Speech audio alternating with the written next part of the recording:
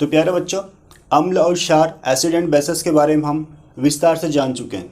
ठीक है, उनकी केमिकल प्रॉपर्टीज़ क्या होती है, फिजिकल प्रॉपर्टीज़ क्या होती है, उनमें हम अंतर कैसे दर्शा सकते हैं, ये जानने के बाद आज हमारा जो महत्वपूर्ण टॉपिक है वो है पीएच स्केल या पीएच मान। पीएच स्केल क्या होती है। ठीक है, तो स्टूडेंट्स, पीएच स्केल किसी विलयन में उपस्थित हाइड्रोजन आयन की सांद्रता को ज्ञात करने के लिए सोरेनसन नामक जो एक वैज्ञानिक था, उन्होंने सन 1909 में एक स्केल विकसित किया जिसे पीएच स्केल कहते हैं। ठीक है, इस स्केल का क्या कार्य है, किसी विलयन में हाइड्रोजन आयन की सांद्रता को ज्ञात करना। पीएच स्केल में पी एक सूचक होता है जिसका अर्थ होता है पोटेंसी या पुषांश, और ये शब्द डियर स्टूडेंट्स क्या है, जर्मन शब्द है। क्या है, जर्मन शब्द है जिसका अर्थ शक्ति होता है जर्मन में, और एच का अर्थ होता है हाइड्रोजन। तो हम यहाँ पर एक इसका अर्थ ये निकाल सकते हैं, अर्थात पीएच का जो फुल फॉर्म हम निकालेंगे तो यहाँ हो जाएगा पावर ऑफ हाइड्रोजन या फिर पोटेंशियल ऑफ हाइड्रोजन। ठीक है, यानी हिंदी में बात करें तो किसी विलयन में हाइड्रोजन आयन की शक्ति कितनी है। अगर आपसे पूछता है कि पीएच का फुल फॉर्म क्या होगा, तो आप पावर ऑफ हाइड्रोजन या फिर पोटेंशियल ऑफ हाइड्रोजन भी लिख सकते हो। तो बात समझ आ गई कि किसी विलयन में हाइड्रोजन आयन की सांद्रता को ज्ञात करने के लिए जिस स्केल का हम उपयोग करते हैं उसे पीएच स्केल कहते हैं। इस स्केल का निर्माण या इसे विकसित सोरेनसन नामक वैज्ञानिक ने सन 1909 में की थी।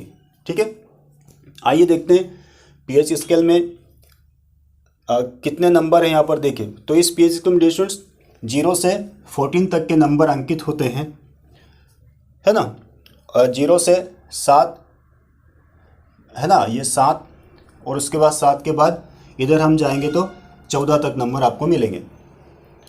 तो स्टूडेंट देखिए, यहाँ पर हमने लिख रखा है कि 7 यदि होता है पीएच मान तो उसको हम बोलते हैं उदासीन। उदासीन से तात्पर्य क्या होता है कि ना तो अम्लीय होगा और ना ही क्षारीय होगा। यदि किसी विलयन का पीएच मान कितना हो जाए, 7 हो जाए, तो उसे हम न्यूट्रल मानेंगे या फिर उदासीन कहते हैं।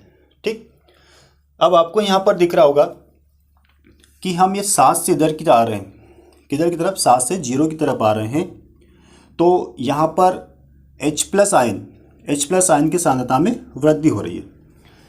तो प्यारे बच्चों, H प्लस आयन की सांद्रता में जैसे वृद्धि होती है तो हमें यह जानना है कि H प्लस आयन की सांद्रता में वृद्धि होना मतलब जो आपका विलयन है उसकी कौन सी प्रकृति बढ़ रही है, अम्लीय प्रकृति बढ़ेगी। H प्लस आयन की सांद्रता में वृद्धि क्या दर्शाता है कि वो जो सॉल्यूशन है, जो विलयन है, उसकी कौन सी कैरेक्टर बढ़ता जा रहा है, अम्लीय प्रकृति उसकी बढ़ती जा रही है। तो आपको याद रखना है कि 7 से जितना कम मान आएगा पीएच मान, तो वो विलयन उतना ज़्यादा अम्लीय होगा। ओके, आइए इधर देखते हैं। अब ये 7 के बाद 7 से 8, 9, 10, 11, 12, 13, 14 इस तरफ यदि हम जाते हैं, मतलब हमारे पास पीएच मान कितना प्राप्त हो, 8, 9, 10, 11, 12, 13 या 14 प्राप्त होता है। तो इस बढ़ते क्रम में यदि पीएच मान प्राप्त होगा तो उसकी कौन सी प्रकृति बढ़ेगी, क्षारक प्रकृति बढ़ेगी। ठीक है, मतलब विलयन कैसा हो रहा, क्षारीय हो रहा। क्षारीय विलयन हो रहा मतलब उसमें कमी किसकी हो रही है, H प्लस आयन की सांद्रता में क्या हो रही है, कमी हो रही है। बात समझ आ रही। तो यहाँ पर आपको कितनी बातें मोटे तौर पर याद रखना है कि पीएच स्केल में 0 से 14 तक नंबर अंकित होते हैं। यदि किसी विलयन का पीएच मान 7 है तो वो विलयन कैसा होगा, उदासीन होगा। यदि किसी विलयन का पीएच मान 7 से कम है तो विलयन कैसा होगा, अम्लीय होगा।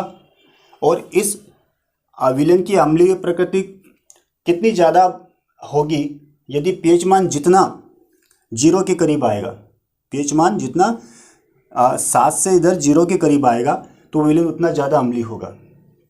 और यदि पीएच मान 7 से जितना ज़्यादा उधर 14 की तरफ जाएगा, 14 की तरफ जाएगा, तो वो विलयन उतना ज़्यादा कैसा होगा, क्षारकीय होगा या क्षारीय होगा।